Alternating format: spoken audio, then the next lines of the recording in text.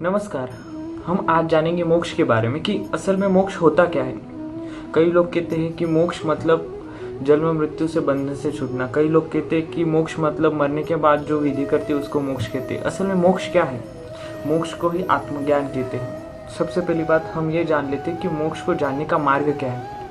कई लोग मोक्ष के नाम पर पाखंड करते हैं, कुछ भी करते हैं कि आपको ये करो आपको मोक्ष मिलेगा, आप ये दान करो, ये करो, वो करो। परंतु मोक्ष वो नहीं। मोक्ष वो है जो हमें सद्गुरु देते हैं। मतलब सद्गुरु कोई हमें वस्तु नहीं देते, सद्गुरु हमें असल ज्ञान देते हैं, असल जीवन देते हैं। सद्गुरु हमें उस प्रकाश में लेकर जाते हैं जिस प्रकाश का कभी अंत नहीं होता। वो है असली जीवन का मोक्ष। स्वामी विवेकानंद एक जगह कहते हैं कि हर इंसान को मोक्ष के पास जाने का है और ये एक सर्कल है।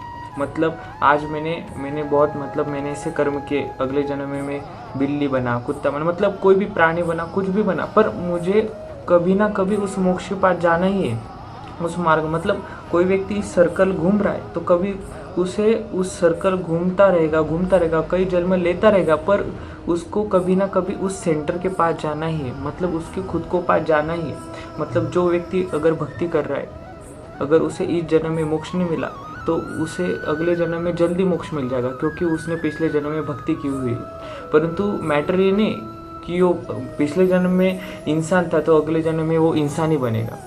इसलिए सबसे महत्वपूर्ण बात इस मोक्ष की है कि ये मोक्ष है क्या चीज़, क्या वस्तु है, या साधना है, या अनुभव है, या कोई और है।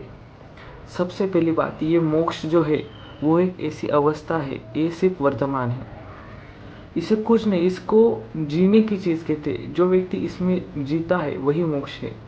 जो जीते जी प्राप्त किया जाता है वो है मोक्ष। मतलब बस सरल भाषा में कहूँ, जिसका कोई अंत नहीं, जो अनंत है वो है मोक्ष। मोक्ष सिर्फ शब्द है, पर इसका अनुभव करोगे तो आप अवर्णनीय के मतलब जिसका वर्णन किया नहीं जा सकता, एक ऐसी चीज़ मोक्ष ही भगवान है, वही आत्मज्ञान है, वही साधनाओं की प्राप्ति है, वह ही सब कुछ है।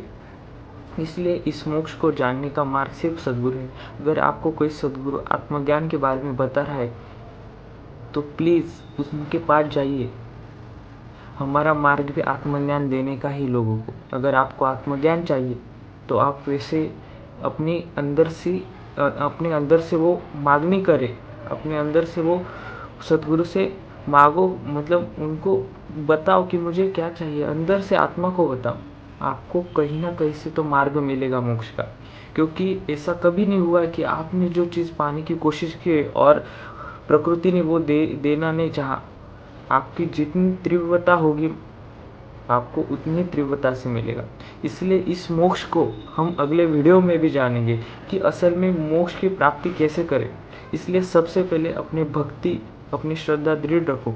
कोई भी व्यक्ति आए आपके जीवन में, परंतु भगवान पर जो विश्वास है वो कभी डगमगना नहीं चाहिए। ऐसी अगर आपकी भक्ति होगी तो मोक्ष की प्राप्ति क्या, आपको हर एक चीज़ की प्राप्ति हो सकती है सिर्फ अपने विश्वास के बलबूते पर।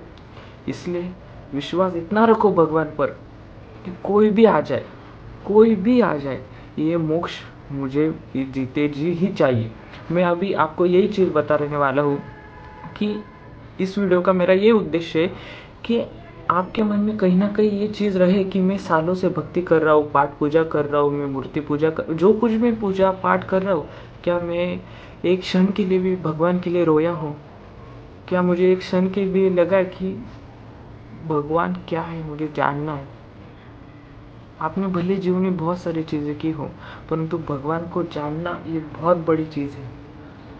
सबसे रहस्य की बात है कि हम ही आत्मा और हम ही भगवान है, इसका अनुभव करना यही मोक्ष है।